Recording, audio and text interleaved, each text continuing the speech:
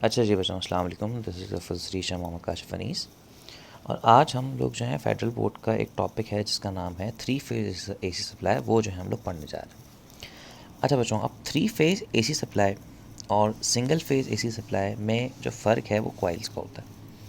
जैसे for example, अगर हम आपसे एक बात करें कि भाई आपके पास जो है एक जनरेटर है और उस जनरेटर में जो है आपके पास खाली जो है एक ही कॉइल है वो अटैच्ड है, और वो जो कॉइल है वो बेसिकली क्या कर रहा है, रोटेट कर रहा है। तो आपके पास क्या होगा, अगर आप उस आउटपुट को प्लॉट करें तो आपके पास खाली एक वेव आएगी वोल्टेज की या करंट की, जिसमें से वोल्टेज ज़ीरो से मैक्सिमम भी होगा और मैक्सिमम से ज़ीरो भी होगा, यानी कि इसमें जो है फ्लक्चुएशन आएगी काफ़ी। लेकिन जो थ्री फेज़ होता है उसमें अगर आप इसमें यहाँ पे देख सकें तो हमारे पास तीन कॉइल्स होते हैं, यानी कि हमारे पास जो पूरा सर्किट होता है उसमें हम लोगों ने एक कॉइल के बजाय जो है तीन कॉइल्स को आपस में कनेक्ट किया हुआ होता है इस तरीके से। और जो तीनों कॉइल होते हैं उन सब के दरमियान इक्वल एंगल रखा जाता है, विच इज़ 120 डिग्री। ठीक है जी। अब दिमाग तो ये कहता है कि सर अगर दो कॉइल्स में, एक कॉइल में दो टर्मिनल्स होते थे तो इस तरह से जब आप तीन कॉइल्स लगाएंगे तो इसमें तो फिर आपको छः वायर्स निकालने पड़ेंगे। लेकिन अगर आप इसमें देखें तो इसमें छः वायर्स नहीं होते, इसमें तीन वायर्स होते हैं। वजह क्योंकि देखें, एक तो इनके अपने अपने वायर्स हैं, लेकिन इनका जो एक जंक्शन है वो कॉमन होता है, जिसको हम लोग कहते हैं न्यूट्रल कर देते हैं, इसको हम ग्राउंड कर देते हैं। ठीक है। तो इस तरीके से नॉर्मली जो है यहाँ पे सारा काम किया जाता है।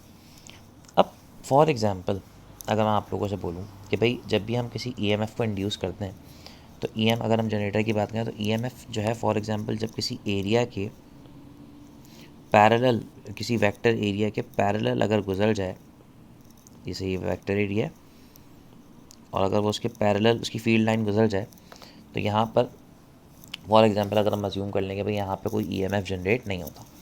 ठीक है। यहाँ पे जो है मैक्सिमम फ्लक्स होता है, कोई चेंज नहीं आता फ्लक्स में, और ईएमएफ जनरेट नहीं होता। लेकिन जैसे ही आपके पास जो एरिया है उसके एंगल में थोड़ा चेंज आता है, फ्लक्स की वैल्यू चेंज होती है, ईएमएफ की प्रोडक्शन जो है वो स्टार्ट हो जाती है। अगर आप सबको एसी जनरेटर के बारे में एक चीज़ पता है कि भाई एसी जनरेटर में अगर हम फॉर एग्ज़ाम्पल ईएमएफ का ग्राफ प्लॉट करें तो ईएमएफ का जो ग्राफ है वो कुछ इस तरीके का बनता है। लेकिन अगर उसी जगह पे हम फ्लक्स का ग्राफ प्लॉट करें तो फ्लक्स का जो ग्राफ है वो कुछ इस तरीके का बनता है। तो जब आपके पास फ्लक्स में चेंज आता है तब जाकर जो है ईएमएफ प्रोड्यूस होना शुरू होता है, और जब आपके पास फ्लक्स मैक्सिमम हो जाता है तब ईएमएफ जो है वो ज़ीरो हो जाता है।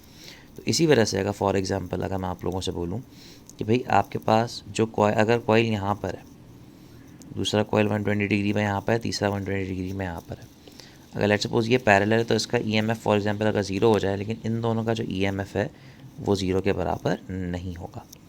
इसका मतलब इस सप्लाई की सबसे अच्छी बात यह है कि यहाँ पर कुछ ना कुछ वोल्टेज आपको मिलता रहेगा, और हर वोल्टेज, हर कॉइल का जो वोल्टेज है वो कभी ना कभी मैक्सिमम हो रहा होगा, और हर वोल्टेज के दरमियान जो है आपको शिफ्ट मिलेगा। हर वोल्टेज के दरमियान जो है जी आपको शिफ्ट मिलेगा, और वो जो शिफ्ट है वो एग्जैक्टली कितने डिग्रीज़ का होगा, वो आपस में जो है 120 डिग्रीज़ का होगा। इसे हम कहते हैं थ्री फेज एसी सप्लाई। अब इस सप्लाई से हमें फ़ायदा ये होता है कि दी एफिशिएंसी इम्प्रूव्स, एक तो एफिशिएंसी इम्प्रूव हो जाती है, दूसरा the load on a single wire reduces. एक तो लोड बहुत अच्छी तरह रिड्यूस हो जाता है, एफिशिएंसी इंप्रूव हो जाती है, और दूसरा हम लोग जो है अलग अलग तरह के वोल्टेजेस जो हैं वो हासिल कर सकते हैं। जैसे फॉर एग्जांपल अगर आप इस डायग्राम को देखें जिसमें मैंने आपको समझाया है, नॉर्मली जो वोल्टेज हमारे पास आ रहा होता है 220 वोल्ट, 440 वोल्ट, या नॉर्मली 400 वोल्ट भी कुछ जगहों पे कहा जाता है। तो अब वो वोल्टेज बेसिकली होता है कि जब तीन फेज़ एक सप्लाई लगाते हैं तो लेट सपोज हम जो हमारे अपने जो डेजिग्नेटेड वैल्यूज़ होती हैं उनके हिसाब से उसको कनेक्ट कर लिया जाता है। अब अगर हम किसी भी ऐसे कॉइल का वोल्टेज चेक करें जो कि न्यूट्रल है और अपने पॉइंट से कनेक्ट है, तो उसका वोल्टेज तो 220 mm मिलता है, जो एक सिंगल कॉइल की तरह से बेसिकली बिहेव कर रहा होता है। लेकिन अगर हम किसी दो कॉइल्स के दरमियान में डायरेक्टली वोल्टेज चेक करें तो उसका वोल्टेज इनका सम नहीं होगा, बल्कि वो वोल्टेज जो है अप्रॉक्सीमेटली 400 वोल्ट जो है हमें यहाँ पे मिल रहा होता है। कुछ जगहों पे कहते हैं कि भाई वो जो वोल्टेज है वो इस वोल्टेज का सम अप हो जाएगा, और कुछ जगहों पे कहते हैं कि अप्रॉक्सीमेटली जो है वो 400 वोल्ट हमें जो है दे देगा। तो इस तरीके से होता है। तो अगर आप देखें तो जहाँ जहाँ पे हमने 2 कॉइल्स के दरमियान का वोल्टेज लिया हुआ है वहाँ पे वोल्टेज की वैल्यू ज़्यादा है, ज़्यादा देख सकते हैं इसके और उसके दरमियान। लेकिन जहाँ जहाँ पे हमने खाली सिर्फ एक कॉइल का वोल्टेज लिया हुआ है, जैसे अगर मैं आप लोगों से बोलूँ कि भाई मुझे यहाँ से यहाँ तक का वोल्टेज चाहिए, तो ऑटोमेटिकली वो वोल्टेज जो है पे मेरे पास 220 वोल्ट ही आएगा।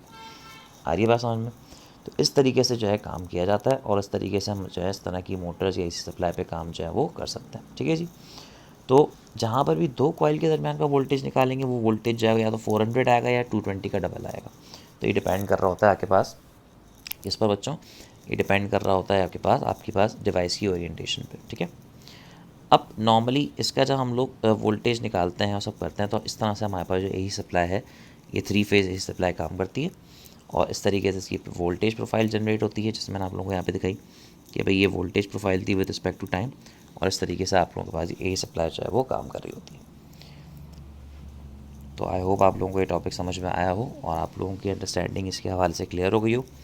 ये जो पूरा कॉम्बिनेशन आपको नज़र आ रहा है इसको हम लोग जो है वाई कॉम्बिनेशन का नाम देते हैं और इसकी इक्विवेलेंट निकालने के लिए हम इसको डेल्टा में कन्वर्ट कर देते हैं कि ये सब हमारे कोर्स पे नहीं है, तो मैं इस पर कोई बात भी नहीं कर रहा, लेकिन जितना हमने जो है समझना था ज़रूरी था वो हम लोगों ने इसमें डिस्कस कर लिया।